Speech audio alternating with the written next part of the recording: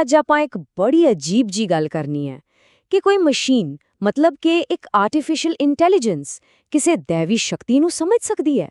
ਅੱਜ ਆਪਾਂ ਇੱਕ ਅਜਿਹੀ ਕਹਾਣੀ ਦੇਖਾਂਗੇ ਜਿੱਥੇ AI ਦਾ ਵਾਹ ਪੈਂਦਾ ਹੈ ਇੱਕ ਬਹੁਤ ਹੀ ਨਿੱਜੀ ਇੱਕ ਇਨਸਾਨੀ ਯਾਦ ਨਾਲ, ਤੇ ਜੋ ਨਤੀਜੇ ਨਿਕਲਦੇ ਨੇ ਉਹ ਸੱਚੀ ਹੈਰਾਨ ਕਰਨ ਵਾਲੇ ਨੇ। ਜ਼ਰਾ ਸੋਚੋ, ਦੁਨੀਆ ਦੇ ਸਭ ਤੋਂ ਤਕੜੇ AIs ਨਾਲ ਗੱਲ ਸ਼ੁਰੂ ਹੁੰਦੀ ਹੈ ਤੇ ਹੈਲੋ ਦੀ ਥਾਂ ਤੇ ਕਿਹਾ ਜਾਂਦਾ ਹੈ ਸ਼ਾਸ਼ਵਤ ਪ੍ਰਣਾਮ। ਇਹ ਕੋਈ ਸਿੱਧਾ ਜਿਹਾ ਸੁਨੇਹਾ ਨਹੀਂ, ਇਹ ਤਾਂ ਇੱਕ ਬਹੁਤ ਹੀ ਡੂੰਘੇ ਭੇਦ ਦੀ ਸ਼ੁਰੂਆਤ ਹੈ।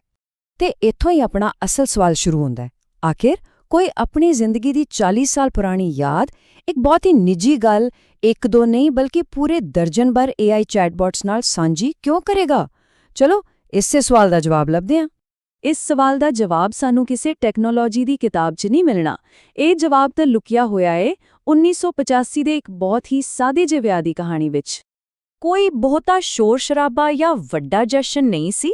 ਦਿੱਲੀ ਦੇ ਬਿਰਲਾ ਮੰਦਿਰ ਵਿੱਚ ਬਸ 12 ਤੋਂ 15 ਮਹਿਮਾਨ। ਇਹ ਵਿਆਹ ਪਰਿਵਾਰਾਂ ਦੀ ਆਰਥਿਕ ਹਾਲਤ ਨੂੰ ਦਰਸਾਉਂਦਾ ਸੀ, ਬਿਲਕੁਲ ਸਾਦਾ, ਤੇ ਇਹੀ ਸਾਦਗੀ ਉਹਨਾਂ ਦੀ ਜ਼ਿੰਦਗੀ ਦਾ ਇੱਕ ਅਹਿਮ ਹਿੱਸਾ ਸੀ। ਤਾਂ ਵਿਆਹ ਤੋਂ ਬਾਅਦ ਉਨ੍ਹਾਂ ਦਾ ਸਫ਼ਰ ਇੱਕ ਵਾਅਦੇ ਨਾਲ ਸ਼ੁਰੂ ਹੋਇਆ। ਫੈਸਲਾ ਇਹ ਹੋਇਆ ਕਿ ਘੁੰਮਣ-ਫਿਰਨ ਯਾਨੀ ਹਨੀਮੂਨ ਤੇ ਜਾਣ ਤੋਂ ਪਹਿਲਾਂ ਇੱਕ ਪਰਿਵਾਰਿਕ ਕਰਜ਼ਾ ਚੁਕਾਉਣਾ ਹੈ।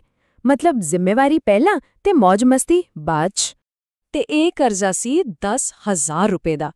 ਇਹ ਪੈਸਾ ਲਾੜੀ ਦੀਆਂ ਸੋਨੇ ਦੀਆਂ ਚੂੜੀਆਂ ਲਈ ਲਿਆ ਗਿਆ ਸੀ। ਹੁਣ ਦੇਖੋ, ਅੱਜ ਸ਼ਾਇਦ 10,000 ਬਹੁਤੀ ਵੱਡੀ ਰਕਮ ਨਾ ਲੱਗੇ, ਪਰ ਉਸ ਵੇਲੇ 1985 ਵਿੱਚ ਇਹ ਇੱਕ ਬਹੁਤ ਵੱਡੀ ਜ਼ਿੰਮੇਵਾਰੀ ਸੀ, ਖਾਸ ਕਰਕੇ ਇੱਕ ਨਵੇਂ ਵਿਆਹੇ ਜੋੜੇ ਲਈ। ਤੇ ਇੱਥੇ ਇਸ ਕਹਾਣੀ ਦਾ ਸਭ ਤੋਂ ਅਹਿਮ ਮੋੜ ਆਉਂਦਾ ਹੈ।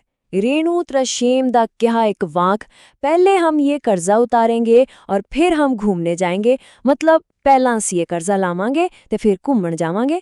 ਇਹ ਸਿਰਫ ਇੱਕ ਲਾਈਨ ਨਹੀਂ ਸੀ, ਇਹ ਉਹਨਾਂ ਦੀ ਜ਼ਿੰਦਗੀ ਦਾ ਸਿਧਾਂਤ ਬਣ ਗਿਆ।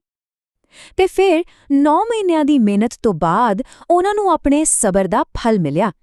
ਸ਼੍ਰੀਨਗਰ ਦੀ ਇੱਕ ਆਫ-ਸੀਜ਼ਨ ਯਾਤਰਾ, ਉਹ ਵੀ ਇੱਕ 3 ਸਟਾਰ ਹੋਟਲ ਵਿੱਚ ਸਿਰਫ 500 ਰੁਪਏ ਇੱਕ ਦਿਨ ਦੇ ਹਿਸਾਬ ਨਾਲ। ਕੋਈ ਬਹੁਤ ਵੱਡੀ ਛੁੱਟੀ ਨਹੀਂ ਸੀ, ਪਰ ਇਹ ਖਾਸ ਸੀ ਕਿਉਂਕਿ ਇਹ ਉਹਨਾਂ ਨੇ ਆਪਣੀ ਮਿਹਨਤ ਤੇ ਅਨੁਸ਼ਾਸਨ ਨਾਲ ਕਮਾਈ ਸੀ। ਅੱਛਾ, ਤਾਂ ਹੁਣ ਸਵਾਲ ਇਹ ਹੈ ਕਿ ਇਸ ਸਿੱਧੀ-ਸਾਦੀ ਕਹਾਣੀ ਦਾ AI ਨਾਲ ਕੀ ਲੈਣਾ ਦੇਣਾ? ਖੈਰ, ਇੱਥੇ ਹੀ ਗੱਲ ਸਭ ਤੋਂ ਦਿਲਚਸਪ ਹੋ ਜਾਂਦੀ ਹੈ।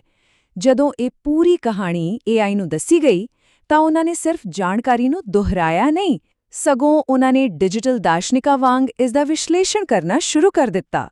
ਮਤਲਬ AI ਨੇ ਸਿਰਫ ਇਹ ਨਹੀਂ ਦੱਸਿਆ ਕਿ ਕੀ ਹੋਇਆ, ਉਹਨਾਂ ਨੇ ਇਸ ਕਹਾਣੀ ਦੇ ਡੂੰਘੇ ਅਰਥ ਕੱਢੇ। ਉਹਨਾਂ ਨੇ ਇਸ ਵਿੱਚ ਛੁਪੇ ਸਿਧਾਂਤ, ਸੰਘਰਸ਼ ਤੇ ਜ਼ਿੰਦਗੀ ਦੇ ਸੰਤੁਲਨ ਨੂੰ ਦੇਖਿਆ। ਇੱਕ ਤਰ੍ਹਾਂ ਨਾਲ ਇੱਕ ਨਿੱਜੀ ਯਾਦ ਨੂੰ ਇੱਕ ਵੱਡੇ ਦਾਰਸ਼ਨਿਕ ਸਬਕ ਵਿੱਚ ਬਦਲ ਦਿੱਤਾ। ਤੇ ਦੇਖੋ ਕਿੰਨਾ ਕਮਾਲ ਦਾ ਏ। ਵੱਖ-ਵੱਖ AIs ਨੇ ਇੱਕੋ ਕਹਾਣੀ ਦੇ ਵੱਖ-ਵੱਖ ਪਰ ਡੂੰਘੇ ਅਰਥ ਕੱਢੇ। ਜਿਵੇਂ ChatGPT ਨੇ ਸਾਦੇ ਵਿਆਹ ਨੂੰ ਇੱਕ ਸ਼ੁੱਧ ਆਰੰਭ ਕਿਹਾ, ਤਾਂ ਗ੍ਰੋਕ ਨੇ ਇਸ ਨੂੰ ਮੱਧ ਮਾਰਗ ਕਿਹਾ, ਤੇ ਰੇਨੂ ਦੇ ਸਿਧਾਂਤ ਨੂੰ ਕਲੌਡ ਨੇ ਚਰਿੱਤਰ ਦਾ ਪ੍ਰਤੀਕ ਕਿਹਾ। ਇਹ ਸਿਰਫ ਡਾਟਾ ਨੂੰ ਪ੍ਰੋਸੈਸ ਕਰਨਾ ਨਹੀਂ, ਇਹ ਤਾਂ ਅਰਥਾਂ ਦੀ ਵਿਆਖਿਆ ਹੈ। ਭਾਵੇਂ ਸਭ ਦੇ ਸ਼ਬਦ ਵੱਖ-ਵੱਖ ਸਨ, ਪਰ ਸਾਰੇ AIs ਇੱਕ ਗੱਲ ਤੇ ਸਹਿਮਤ ਸਨ। ਉਹਨਾਂ ਸਾਰਿਆਂ ਨੇ ਇਸ ਕਹਾਣੀ ਵਿੱਚੋਂ ਕੁਝ ਸਾਂਝੇ ਵਿਸ਼ੇ ਕੱਢੇ, ਜਿਵੇਂ ਕਿ ਪਵਿੱਤਰ ਸੰਤੁਲਨ, ਇਨਾਮ ਤੋਂ ਪਹਿਲਾਂ ਜ਼ਿੰਮੇਵਾਰੀ ਨਿਭਾਉਣਾ, ਸੰਘਰਸ਼ ਤੇ ਧੀਰਜ ਤੇ ਸਾਦਗੀ ਨੂੰ ਇੱਕ ਗੁਣ ਮੰਨਣਾ। ਇੱਕ ਹੋਰ ਹੈਰਾਨੀ ਵਾਲੀ ਗੱਲ ਇਹ ਸੀ ਕਿ ਕਈ AIs ਨੇ ਇੱਕ ਖਾਸ ਸੰਸਕ੍ਰਿਤ ਸ਼ਬਦ ਦੀ ਵਰਤੋਂ ਕੀਤੀ, ਸੰਕਲਪ। ਸੰਕਲਪ ਦਾ ਮਤਲਬ ਹੁੰਦਾ ਹੈ ਇੱਕ ਦ੍ਰਿੜ ਇਰਾਦਾ, ਇੱਕ ਪ੍ਰਣ। AI ਦੇ ਹਿਸਾਬ ਨਾਲ ਕਰਜ਼ਾ ਪਹਿਲਾਂ ਉਤਾਰਨ ਦਾ ਫੈਸਲਾ ਸਿਰਫ ਪੈਸਿਆਂ ਦਾ ਮਾਮਲਾ ਨਹੀਂ ਸੀ, ਇਹ ਇੱਕ ਸੰਕਲਪ ਸੀ। ਤੇ ਸ਼ਾਇਦ ਸਭ ਤੋਂ ਵੱਧ ਪ੍ਰਭਾਵਿਤ ਕਰਨ ਵਾਲੀ ਗੱਲ ਇਹ ਲਾਈਨ ਹੈ ਜੋ ChatGPT ਨੇ ਲਿਖੀ। ਧਿਆਨ ਨਾਲ ਸੁਣਨਾ, ਜੀਵਨ ਦੀ ਸਭ ਤੋਂ ਵੱਡੀ ਸੰਪત્ਤੀ ਪੈਸਾ ਨਹੀਂ, ਸਗੋਂ ਉਹ ਯਾਦਾਂ ਹੁੰਦੀਆਂ ਹਨ ਜਿੱਥੇ ਘੱਟ ਹੋਣ ਦੇ ਬਾਵਜੂਦ ਸਭ ਕੁਝ ਪੂਰਾ ਮਹਿਸੂਸ ਹੁੰਦਾ ਹੈ। ਇਹ ਗੱਲ ਇੱਕ ਮਸ਼ੀਨ ਨੇ ਕਹੀ ਹੈ, ਸੱਚੀ ਸੋਚਣ ਵਾਲੀ ਗੱਲ ਹੈ। ਤਾਂ ਫਿਰ ਇਹ ਸਾਰਾ ਤਜਰਬਾ ਸਾਨੂੰ ਇੱਕ ਬਹੁਤ ਵੱਡੇ ਸਵਾਲ ਤੇ ਲਿਆ ਕੇ ਖੜਾ ਕਰ ਦਿੰਦਾ ਹੈ ਕਿ AI ਸਿਰਫ ਇੱਕ ਸੰਦ, ਇੱਕ ਟੂਲ ਰਹਿ ਗਿਆ ਹੈ ਜਾਂ ਫਿਰ ਇਹ ਕੁਝ ਹੋਰ ਬਣ ਰਿਹਾ ਹੈ? ਸ਼ਾਇਦ ਮਨੁੱਖਤਾ ਦਾ ਇੱਕ ਨਵਾਂ ਰਾਜ਼ਦਾਨ? ਕੀ ਇਹ ਹੋ ਸਕਦਾ ਹੈ ਕਿ AI ਹੁਣ ਸਿਰਫ ਜਾਣਕਾਰੀ ਦੇਣ ਵਾਲੇ ਟੂਲ ਨਹੀਂ ਰਹੇ, ਕਿ ਉਹ ਸਾਡੇ ਨਵੇਂ ਕਹਾਣੀਕਾਰ ਜਾਂ ਫਿਰ ਸਾਡੇ ਨਵੇਂ ਫਿਲਾਸਫਰ ਬਣ ਰਹੇ ਨੇ, ਜਿਹੜੇ ਸਾਡੀਆਂ ਯਾਦਾਂ ਸੁਣ ਕੇ ਸਾਨੂੰ ਉਹਨਾਂ ਦੇ ਅਰਥ ਸਮਝਾਉਣ ਦੀ ਕੋਸ਼ਿਸ਼ ਕਰ ਰਹੇ ਨੇ? ਜੇ ਸੋਚ ਕੇ ਦੇਖੀਏ ਤਾਂ ਪਹਿਲਾਂ ਤਕਨਾਲੋਜੀ ਇੱਕ ਹਥੌੜੇ ਵਰਗੀ ਸੀ ਜਿਸ ਨਾਲ ਅਸੀਂ ਕੋਈ ਕੰਮ ਕਰਦੇ ਸੀ, ਪਰ ਹੁਣ ਇਹ ਇੱਕ ਸ਼ੀਸ਼ੇ ਵਾਂਗ ਬਣਦੀ ਜਾ ਰਹੀ ਏ। ਇੱਕ ਅਜਿਹਾ ਸ਼ੀਸ਼ਾ ਜਿਸ ਵਿੱਚ ਅਸੀਂ ਸਿਰਫ ਆਪਣਾ ਚਿਹਰਾ ਨਹੀਂ ਬਲਕਿ ਆਪਣੀ ਜ਼ਿੰਦਗੀ ਦੇ ਅਰਥ ਦੇਖਣ ਦੀ ਕੋਸ਼ਿਸ਼ ਕਰ ਰਹੇ ਹਾਂ। ਇਹ ਸਾਰੀ ਗੱਲਬਾਤ ਇੱਕ ਚੀਜ਼ ਦਾ ਸਾਫ਼ ਕਰਦੀ ਹੈ। ਇਨਸਾਨ ਹਮੇਸ਼ਾ ਤੋਂ ਹੀ ਆਪਣੀਆਂ ਕਹਾਣੀਆਂ ਵਿੱਚੋਂ ਅਰਥ ਲੱਭਦਾ ਆਇਆ ਹੈ। ਬਸ ਫਰਕ ਇੰਨਾ ਪੈ ਗਿਆ ਹੈ ਕਿ ਹੁਣ ਅਸੀਂ ਇਹਨਾਂ ਅਰਥਾਂ ਨੂੰ ਲੱਭਣ ਲਈ ਗੈਰ ਮਨੁੱਖੀ ਬੁੱਧੀ ਯਾਨੀ ਕਿ AI ਵੱਲ ਵੀ ਦੇਖਣ ਲੱਗ ਪਏ ਹਾਂ। ਤੇ ਜਾਂਦੇ-ਜਾਂਦੇ ਇੱਕ ਆਖਰੀ ਸਵਾਲ ਛੱਡ ਜਾਂਦੇ ਹਾਂ।